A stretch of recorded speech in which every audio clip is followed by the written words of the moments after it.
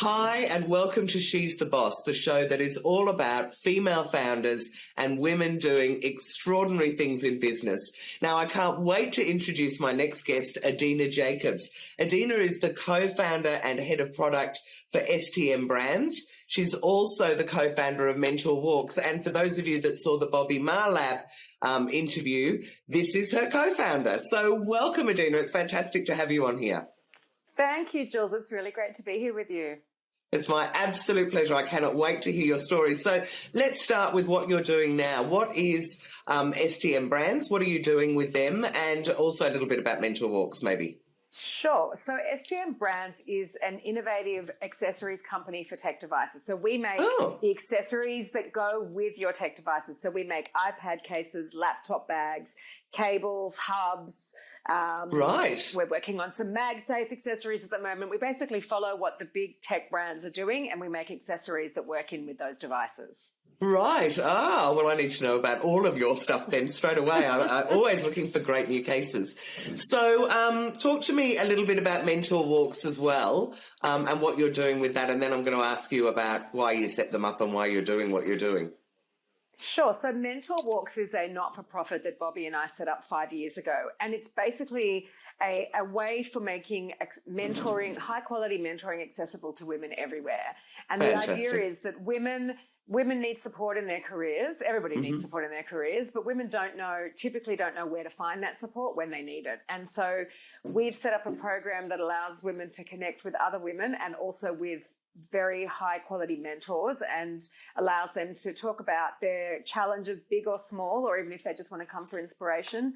They go on a 1 hour walk together, sharing experiences, sharing knowledge, and everybody walks away inspired and with something that they can do after that. And the big thing about Mentor Walks is about good women supporting good women.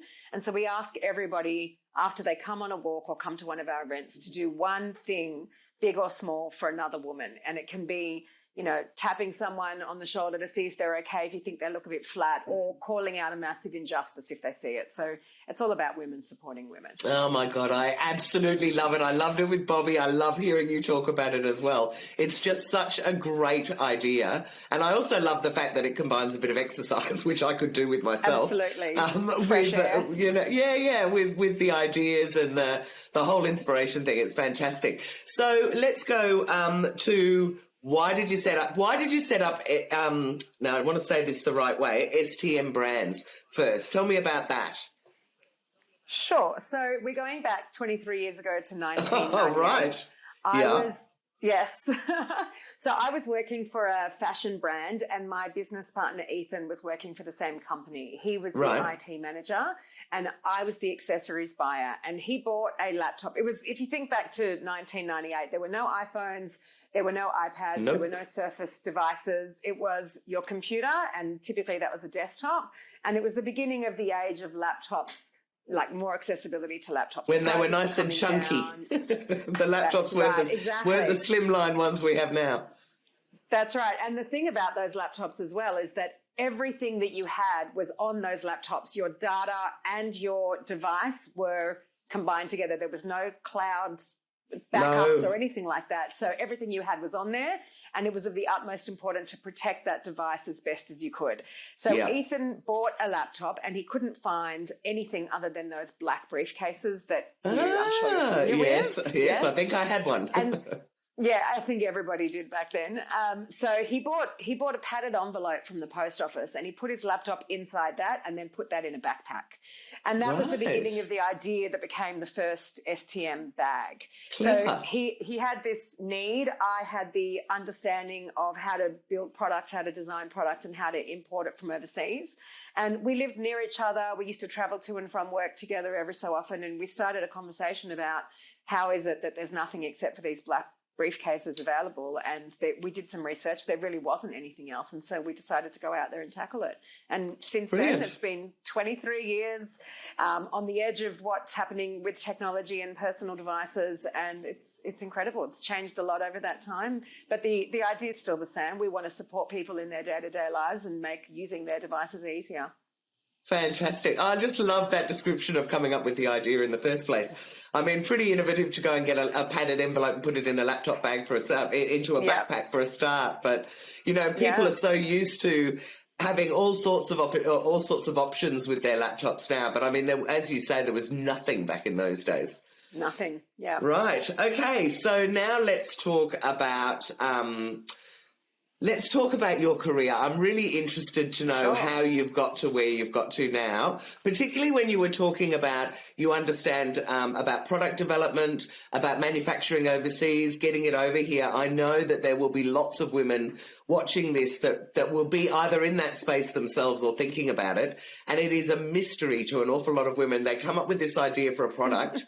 And then they go, I'll go and see if I can make a couple of them. And you know, there's a 10,000 minimum units or whatever. And they're like, I can't even do it.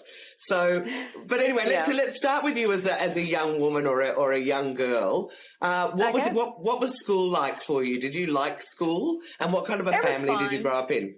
Yeah. So my family's great. I'm still very close with them now. It's funny because I've got such a poor memory these days. I don't know if it's age or number of children or the number of things I'm juggling. Or a bit of both. Yeah, exactly. But I had a great family life, quite idyllic from my memory, and I think the fact that I'm close with all my family still is a testament to that. Oh, great. And where did you grow up? Where did you grow up?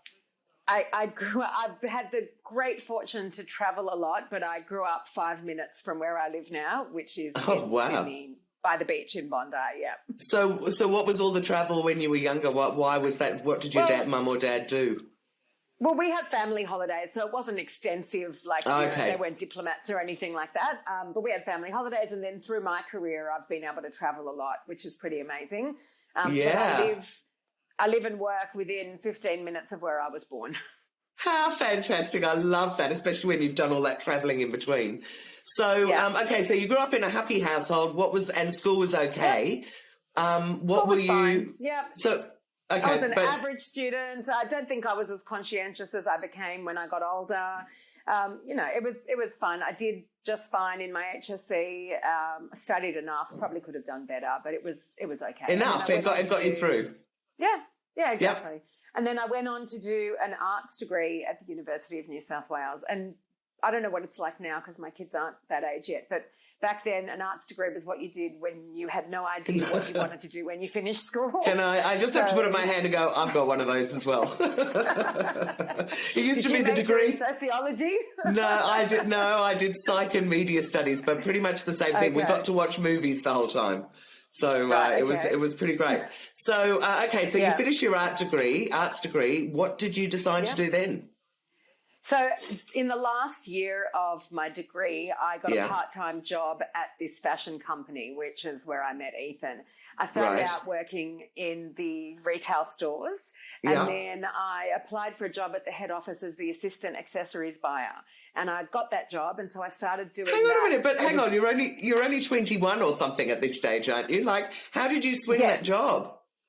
So when I was working in the retail stores, I had a special interest in the accessories, and every store that I worked in, the accessory sales were quite good. And then I had a short stint of being a store manager in the store that I had worked the most in. And I just got to know the team leaders and the managers, and I wanted to take on that management role as a full-time job because I'd finished uni, it was the end of the summer, and I still didn't know what I wanted to do, and I thought it would look good on my CV to be a store manager. Yeah, nice. When I approached my team leader about that, she said to me, well, actually, there's a job going at the head office as the assistant accessories buyer. Why don't you apply for that job instead? And so I did, and I got the job. And within a few months, the buyer left, and so I took over that job. How extraordinary. You must have been pinching yourself at the time, were you? I was, and I was totally winging it as well. I had an idea of what the customers wanted and needed, but in terms of, buying skills, I really didn't know anything, and so I had to figure it out as I went along. Amazing. Okay, so you get this job as the head buyer for a fashion brand. What did that entail, and how long did you last doing it? So they had 20-something stores around Australia, and my job was about understanding what the accessories needed to be for each store, and then either buying from local accessory brands, so people that brought in, jewellery or bags or socks or shoes or whatever it was, and then making sure that each store got what they needed in terms of a mix of accessories that would work in that area. So they were all across Sydney and through the West and in Melbourne, in Queensland and all the rest of it. There were some franchise stores that I didn't make the decisions for, but for the most part, I had about 20 to 25 stores where I made the decisions on what accessories were to go into those stores. And some of those accessories were branded from that company. And so that's where I got my experience of sourcing product overseas and bringing it into Australia. Right. Okay. So that sounds really amazing. So it was, and it was, how long were you with them before you decided to go out on your own with Ethan? I was with them for probably about 3 or 4 years. It's hard to remember. It was such a long time ago. Don't say that. You don't look old enough for it to be lots of time, so long ago. I started the business 23 years ago, and I'm like only a few years off 50, so it was a while ago. Okay, yep, okay, fair enough. I think I get that comment often, but I do look younger than I am. You're lucky you. Fantastic. I know, I'm fortunate. It's good genes. So I was with them for about 3 or 4 years, and then Ethan and I started STM. He had left that company, and I had left as well. We started, but I felt like I needed a little bit more concrete experience in that space. So in the very beginning days of STM, I took another job as a buyer for accessories at a swimwear company, Sea Folly. Okay, yeah. So I was the accessories buyer there for a year, and then I left there and I went into STM full time. And so Ethan and I, probably if we started in '98, it would have been 2001. So 3 years altogether from the beginning, from when I went in to the business on a full-time basis, and we both set up an office in his house, in the spare bedroom in his house. I love it. I love all those businesses that start in a spare bedroom. I think all the good ones do. What was I going to say? I was going to ask you about STM. What does it stand for? Why did you call it STM? So it stands for Smarter Than Most. The registered company name of the business... The registered name of the business is Standard Technical Merchandise. It's a little bit of a boring name. It's a bit long-winded. And so we've had various iterations of what STM stands for over the years. But the most recent one, which has been about 3 years now, is Smarter Than Most. And it really talks to our philosophy overall with everything, to do with product, to do with the way we manage our relationships, to do with everything. Everything that we do, we come at it from an angle of it has to make the device a bit smarter. It has to help people in their day. It's not enough just to do one thing. It needs to do multiple things. And sometimes it's about, sometimes it's about how we manage our relationships, and sometimes it's about, how we produce the product, how we box it, how we ship it. Everything we come to when it comes to the product is Smarter Than Most. Well, I love it. So 23 years in a business is firstly extraordinary, and congratulations, because, it's tough, particularly when you start from a bedroom kind of situation. But along the way, I am sure that there have been moments of great delight where great things have happened, and moments that have at the time maybe felt a bit catastrophic. But you've moved through them, and occasionally, I know with me, you look back and you go, I'm kind of glad that happened. Didn't like it at the time, but it took me in this other direction. Have you got some stories like that you could share with us? Look, I mean, there have absolutely been amazing times and crazy hectic times where I think I don't want to face anybody. Most of the time, those situations, like we've got a very can-do kind of entrepreneurial attitude here that Great. No decision is a bad decision. It might not result in the best outcome, but then you learn from it and you move on to the next thing. That's right. And one thing I've really learnt from Ethan over the years is that the worst decision is no decision. Doing nothing is far worse than doing something and have it work out. I love that philosophy. Exactly the way you want. Yeah. So, I mean, look, there have been tons of things that we've learnt from, like, for example... One second. Sorry, I don't know why. Sure. The camera has just turned off. Let me just turn it back on again. Okay.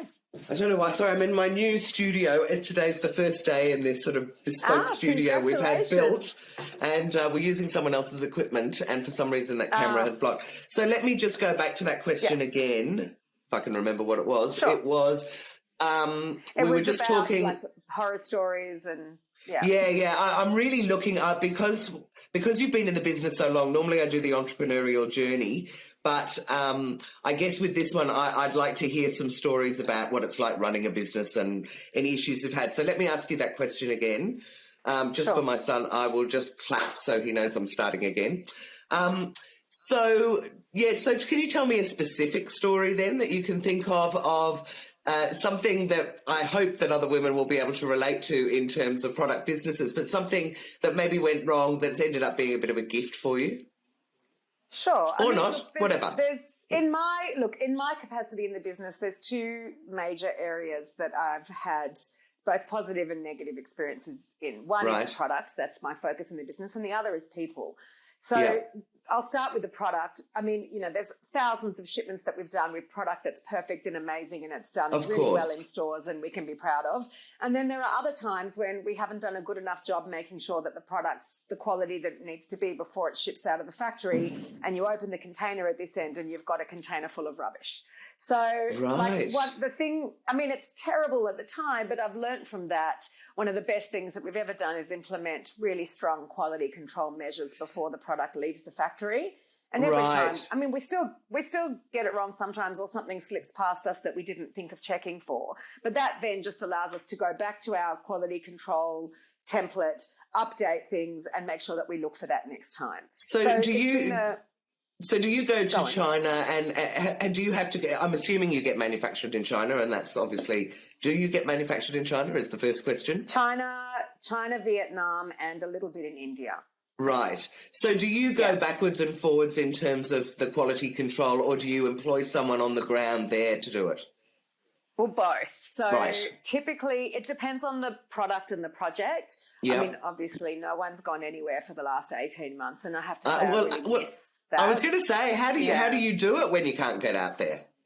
We've just made it work. Like, we've got great people on the ground there. We've got fantastic relationships with our factories. We're best friends with FedEx and DHL, and we get samples shipped backwards and forwards. Yeah, okay. Sometimes it takes a little bit longer because instead of being able to go there and do things on the spot, you've got to wait for samples to come here and then send them back there for approvals. So, but it's been a fantastic experience, like a learning experience, to figure out different ways of doing things. And it goes back to that can-do entrepreneurial attitude of, okay, you can't do it that way, so what's another path to get where you want to go? Yeah, I love that. I love that. Yeah, so we do, we did travel a lot. Now we really rely on a combination of our factories to support us, and also people that we've hired over there that we've trained to understand the brand and the ethos and the quality and what we want out of a product. And our people on the ground are the ones who really support us and help us make sure that what we get is what you need. Yeah, okay. Yes, and so what happens if you choose the wrong product? I mean, does that happen? I don't even know if that happens, but you choose something and it's just a dud. Yeah, it does happen. So we design and develop the majority of our product ourselves. Right. You have minimum order quantities of the product that you make that makes it worthwhile for the factory to produce it. So depending on what the product is, as we lead up to a product launch, we farm it out to our salespeople, and they go get a gauge from their customers whether it's going to be something that they take or not. We typically start by buying the minimum order quantity because as a business, if we can't at least sell the minimum order quantity, we don't have any business making that product or selling that product. And we've got good enough relationships with our retail customers and with our corporate customers that allow us to get a gauge of whether that product's going to be successful or not. Sometimes we don't know how successful it's going to be, but if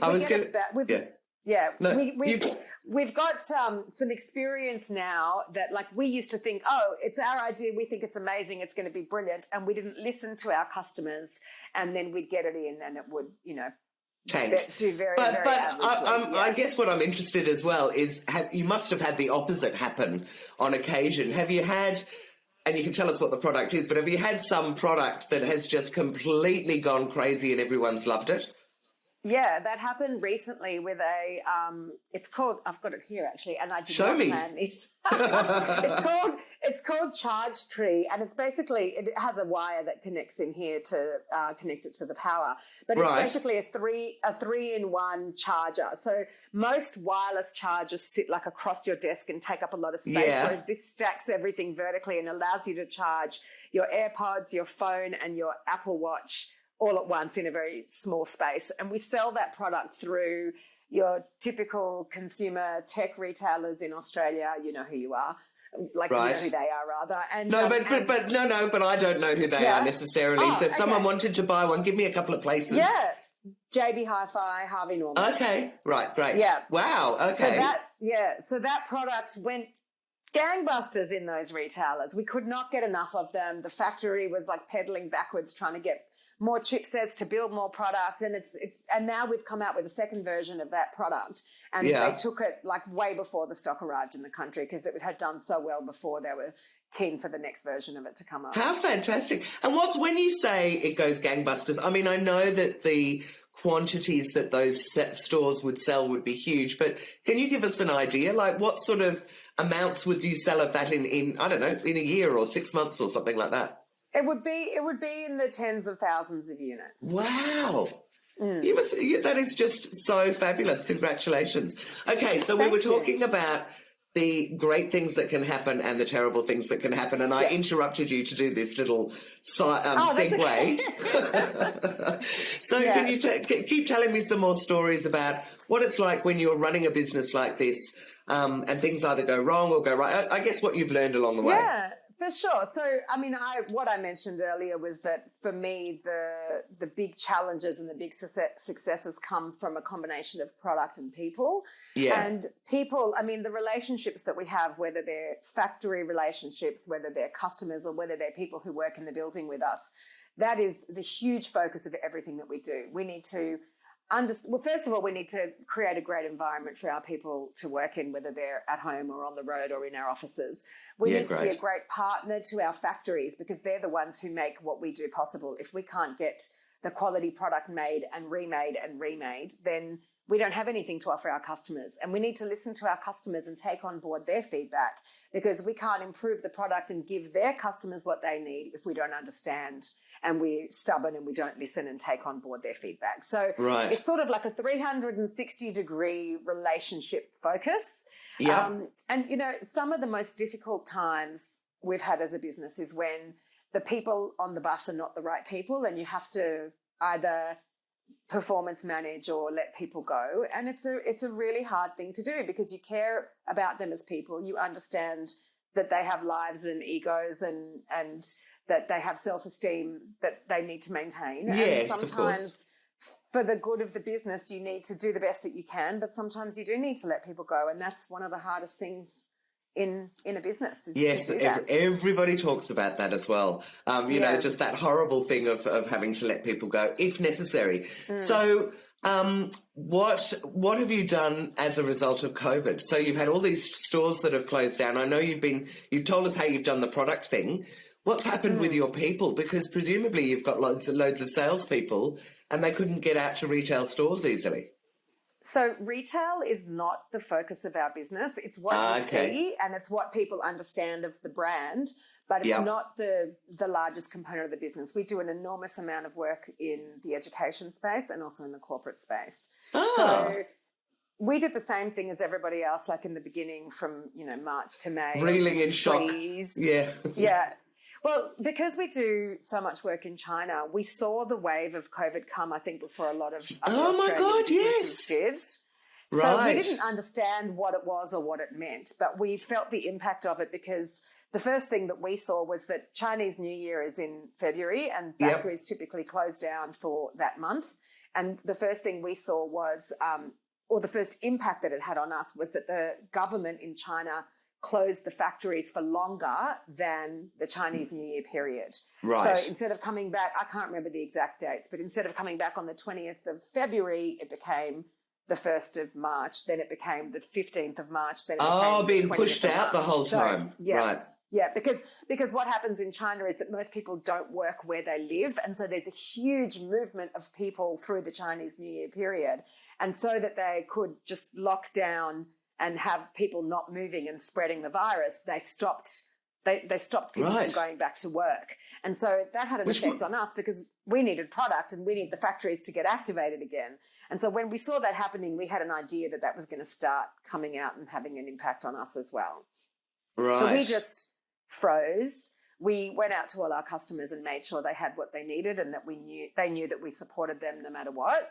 In terms of our internal people, because we work in mobile tech, we had all of it. Like, everybody's geared to work from home anyway, for the most part. Oh, thank goodness, in terms of people being able to work straight away, that wasn't really an issue for us. Like, we were pretty effective almost immediately. Right. And really, we just made sure that in terms of product development, we froze all of our development that was related to something like travel because we didn't know what was going to happen. And we focused our development on products like education and corporate and work from home because we knew that those were going to be the ones that were needed the most. But the truth is, we've picked up everything. Like, there's nothing that we put on hold that we didn't pick up again. It was just a matter of making sure we brought it back online at the right time. Yeah, okay. So, because it was very challenging, I think, at the beginning. We all froze, and then slowly but surely as it all started coming back, it would have made a big difference. So, I will interrupt just for 1 second. Yeah, please do. What made it a bit easier for us as well was that, so we have our office in Sydney, but we have salespeople across Australia, and we also have another core office in San Diego in California. And a lot of our teams are split between San Diego and Sydney. And so we also have like salespeople in the UK and in throughout Asia. Oh, right. I actually didn't realise you were such a global company, right? Yeah. Amazing. So we were already very familiar with working across different time zones and remotely with each other and developing those remote relationships. And so we didn't miss a beat with that. We were fortunate enough to just like be able to keep going. Fantastic. And just quickly, talk to me about corporate and education. Sure. What is that? Is that you giving laptops that are branded to, Canon or a bank in terms of the corporate? And with the education, is it giving the laptop bags to the kids in Year 9 when they get their laptops? Is that kind of what you mean? Pretty much. So from an education perspective, every device that goes out into the school environment typically goes out with a case. Yeah, and you provide those cases? Yeah. So we either work directly with the distributor that's selling the hardware to the school, or we work with the computer company that's selling their device to a school. Right. So, like, for example, in Australia, a lot of iPads that go out into schools go out with STM cases. That's such it's so logical, and yet, it's one of those things I think that people wouldn't have even thought about, that there's a company that's producing all of this and offering it as a bundle to parents and that you're doing it globally. I mean, that is astounding to me and makes me feel very proud you're an Australian company.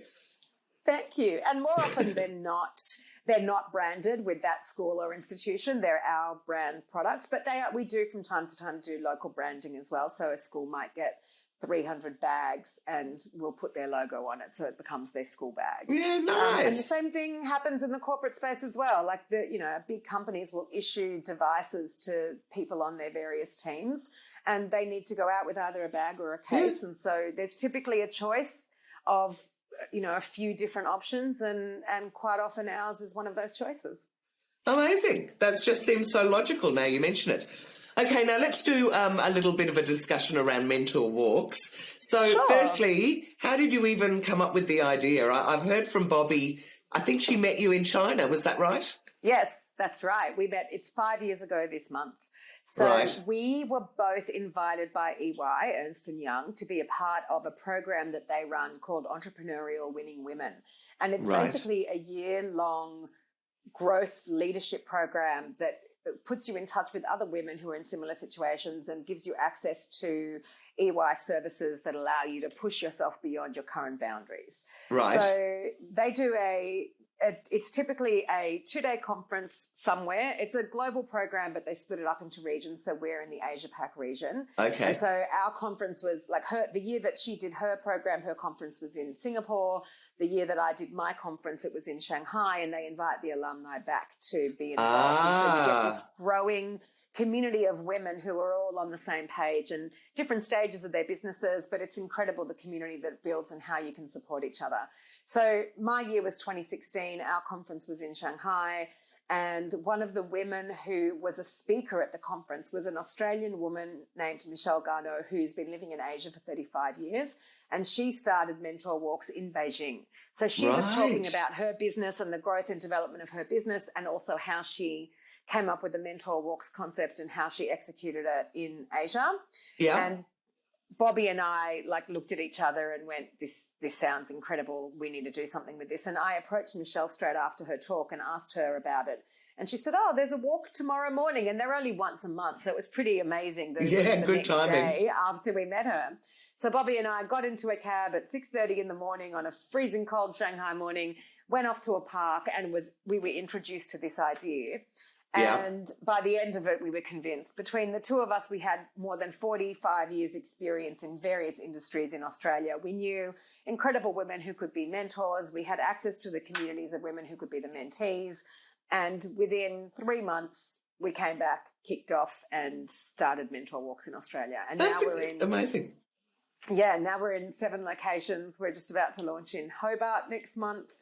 And it's an incredible, incredible community of women who are just there for each other and who help each other by sharing their experiences and who are non-judgmental. It's a safe space for people to share what they're going through. And it doesn't have to be like a major issue that you come with. It could just be that you want some inspiration and you want to just connect with other people, and we're there for that.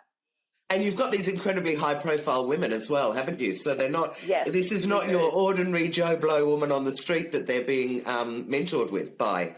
No. And these days, typically, to become a mentor, you need to be referred by another mentor. Yeah. And part of the reason for that is because the mentors that we have been initially were very carefully handpicked to give the breadth of experience and also the maturity in being able to mentor and not just tell people what to do.